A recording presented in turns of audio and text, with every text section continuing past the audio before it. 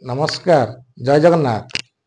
Om Sai astro and Vastu channel Bhagyarath कार्यक्रम को मु ज्योतिर्विद विजय दास आपण को स्वागत कराउछि। आमे आज पुणी थरे शनि 7:30 विषय रे चर्चा करिवा। यह पूर्वरु गोटे वीडियो यही चैनल ले पढ़ी सारिछि। सेथरे मध्य आपण शनि विषय रे जानी सारिछंती। शनि दशा समय रे आपण कौन करिवे कौन न करिवे किछि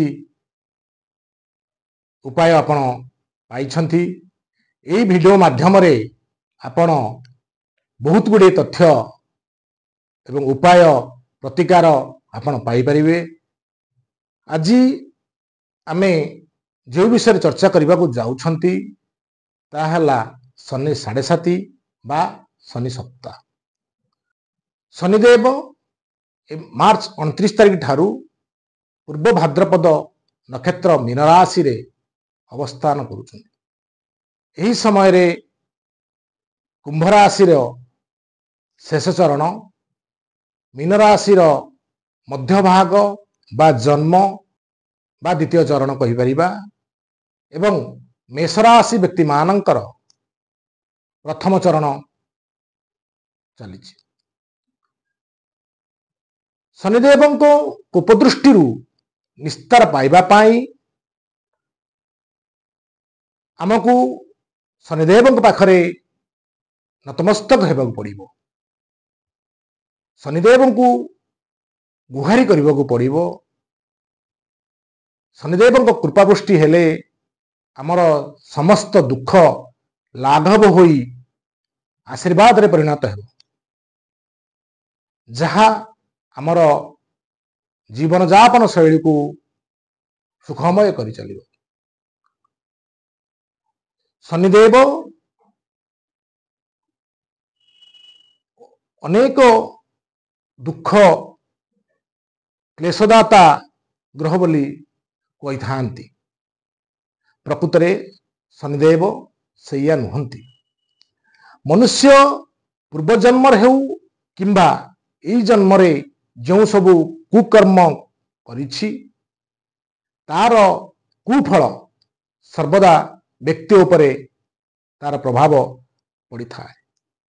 शनिदेव दुख कष्ट माध्यम रे व्यक्ति को साधन शासन संस्कारित करने को चेष्टा करिथांती।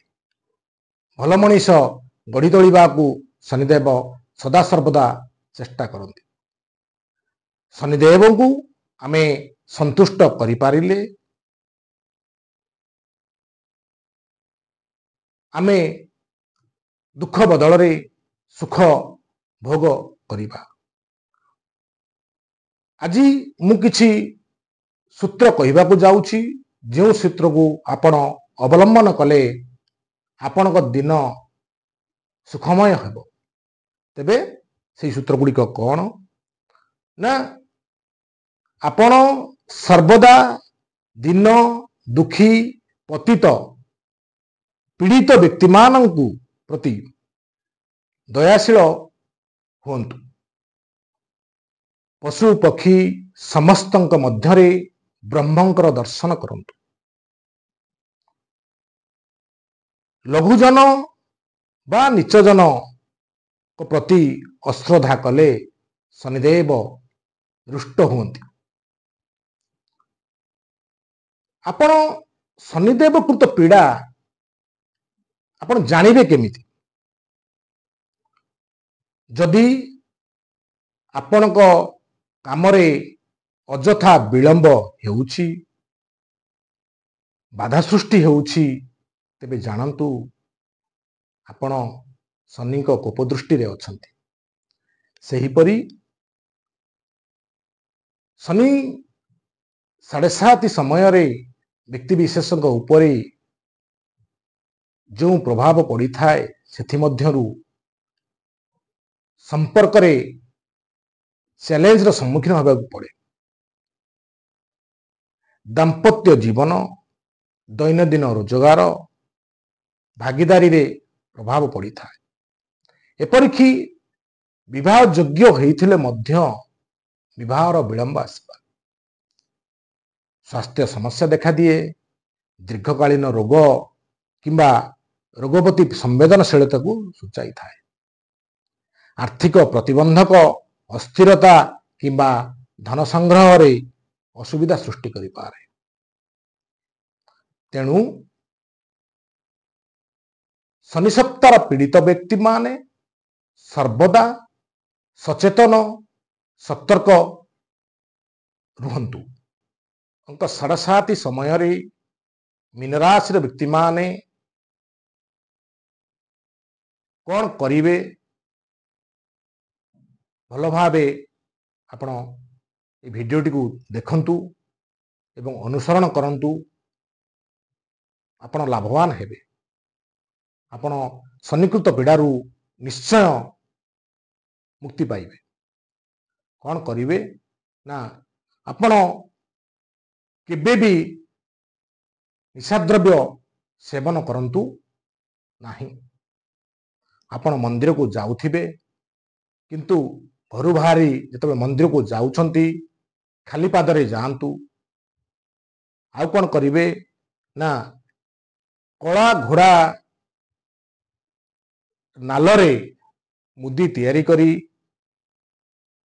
दक्षिण हस्तर मध्यमा आंगुल रे शनिवार दिन धारण करंतु। सेहीपरि आउ कौन करिवे ना 8 गोटी सुखिला नड़िया किंबा 4 किलो बादाम कंचा बादाम जो चोपा लगी बादाम शनिवार दिन जे कौन सी मंदिर को नहीं बा धर्मस्थान रे दान कर दियंतु। देखिबे आपण शनि कृपा लाभ करिवे। सेहीपरि मीन राशि व्यक्ति माने जन्म शनि भोग करुछंती बा मीन राशि रे शनि भ्रमण करुथुवारु एटाकु शनि 7.5 द्वितीय पर्याय बोली आमे कहि परिबा। शनि मीन राशि व्यक्ति माने 2.5 वर्ष भोग कर सारी बेले आउरी शनि 7.5 5 वर्ष भोग करिवे। तेणु यही जो मध्यम समय 2.5 वर्ष कौन करिवे ना आखिरे पिंधुथुबा अंजन बा कला को 40 दिन पर्यंत स्नान परे पश्चिम को मुख करी भूमि रे 7टी टीपा लगांतु। मन रखंतु स्नान परे अंजन रे बा कला रे 7टी टीपा भूमि रे लगांतु एवं शनि को स्मरण करंतु। आउ कौन करिवे ना जे कौन सी गुरुवार ठारू 40 दिन पर्यंत स्नान परे बरगछ मूल रे क्षीर ढालंतु एवं से क्षीर बीजा माटी को तिलक करी मथारे लगांतु। आहुरी मध्य गुरुवार दिन जे कौनसी अंध व्यक्ति घर को जातु बा अंध व्यक्ति घर को डाकंतु तांका सेवा करंतु श्रद्धा करंतु तांका भोजन दियंतु एवं सब शेषरे कलाबेरी दान दियंतु।